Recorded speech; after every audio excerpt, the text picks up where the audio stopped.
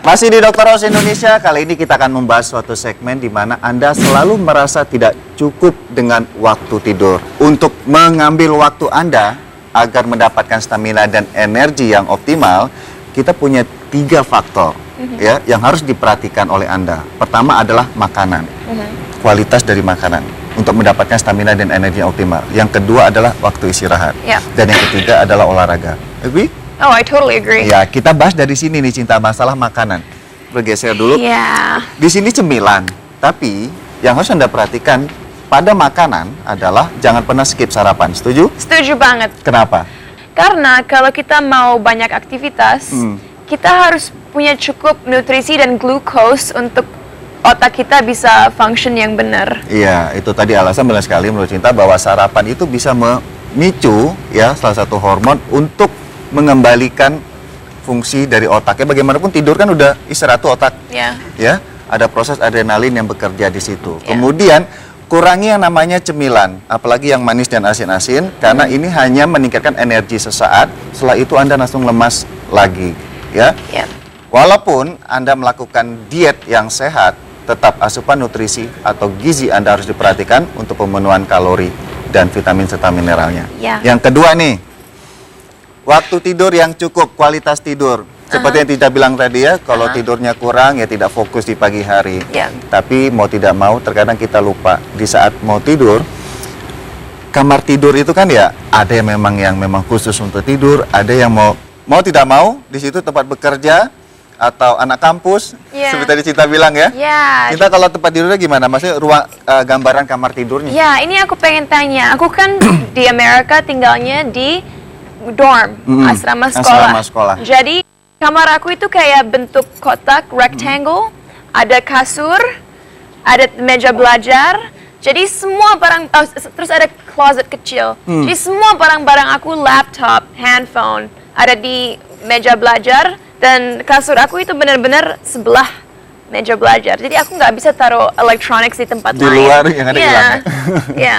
Nah, untuk situasi kamar tidur memang dianjurkan sih, diusahakan kamar tidur adalah untuk ruang istirahat murni. Tapi apabila hal ini tidak bisa dihindarkan, yang pertama yang harus diperhatikan adalah matikan elektronik setidaknya 1 jam sebelum tidur. Dilakukan seperti itu?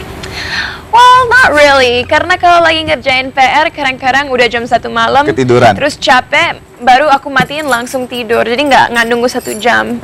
Jadi mungkin 2 menit sebelum tidur baru dimatikan. Kadang-kadang aku males matiin, misalnya nyalain music, langsung tidur, tiba-tiba bangun pagi-pagi laptop masih nyala. Tapi yang dirasakan memang kualitas tidur agak kurang?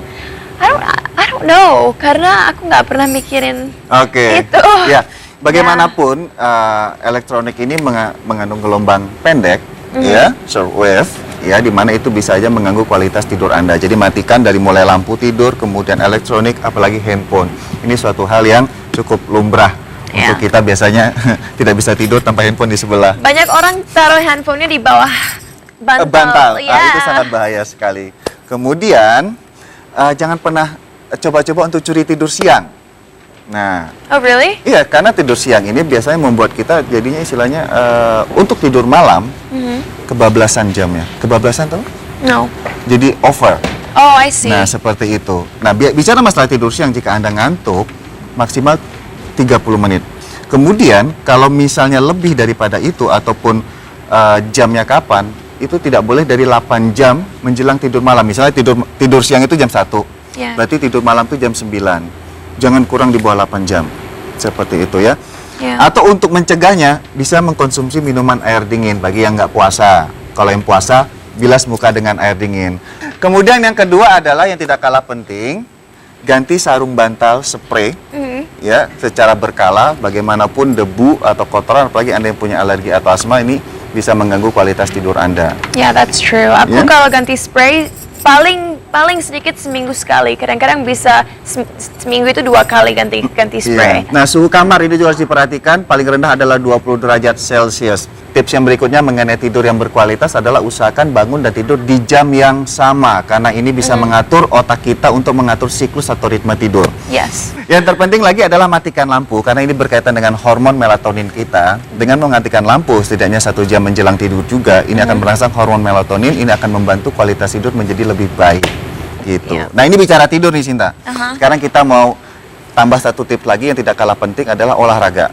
Cinta suka olahraga? My favorite, yes. Nah, kita mau jelaskan ke sini. Oke. Terima kasih ya. Kita duduk ke sini. Kita mau jelasin ada 3 gerakan stretching yang bisa dilakukan secara simpel. Yang pertama adalah gerakan kaki. Sebenarnya sih hal yang simpel dan sederhana. Stretching itu bisa dilakukan dari kaki. Pertama, luruskan saja. Mungkin Bapak di sini susah juga nirunya ya. Luruskan, ya, ini tuh stretchingnya. Yang kedua, tinggal diangkat satu-satu. Seperti pada gambar, ya. Dihitung aja setiap 8 hitungan. Untuk kanan 8 hitungan, diturunkan lagi, kemudian yang kiri 8 hitungan. Karena bagaimanapun kan setiap hari posisi kaki begini mulu ya. Jadi harus di stretchingkan seperti ini. Yang kedua, Cinta bisa ikut yang mana? Yang ini. Oh, yang ini, Stretch yang di punggung. kursi ya? Ya, gini. Saya gimana contohin? Coba. Itu udah dicontohin. Kalau ada ininya, kita pegang handle. Tapi karena ini nggak ada, kita mungkin gini. Untuk punggung. Ini lebih ke arah pinggang dan punggung ya? Ya. Terus sebelah sini juga. Ya. There you go. Dan ini kerasa banget. Enak ya? Yes. Kalau lagi penonton di rumah, kerjanya di kantor, ini beneficial banget buat posture punggung. Gitu. Oke. Kalau yang ketiga itu yang ini stretchnya juga pelan, cuman ini aja, cuman narik ini. Ya, ini tujuannya untuk tangan sama untuk daerah kaki, serta pastinya adalah punggung Anda. Ya, itu. Kemudian ada yoga nih. Oke. Yoga itu kan macam-macam, ada yang bentuk gunung, kemudian ular ya. Kalau ular pakai matras ya, posisi ular. Karena yoga ini kan juga baik untuk melakukan pernafasan. Ya. Bernapas dengan teratur itu akan mengirimkan energi ke tubuh sehingga stamina juga optimal. Ya. Macam-macam gerakannya. Ada yang gerakan gunung, coba kita ke depan Sini. ini deh. Ya, ada gerakan gunung itu aku bisa. Nah. Cuman gini aja.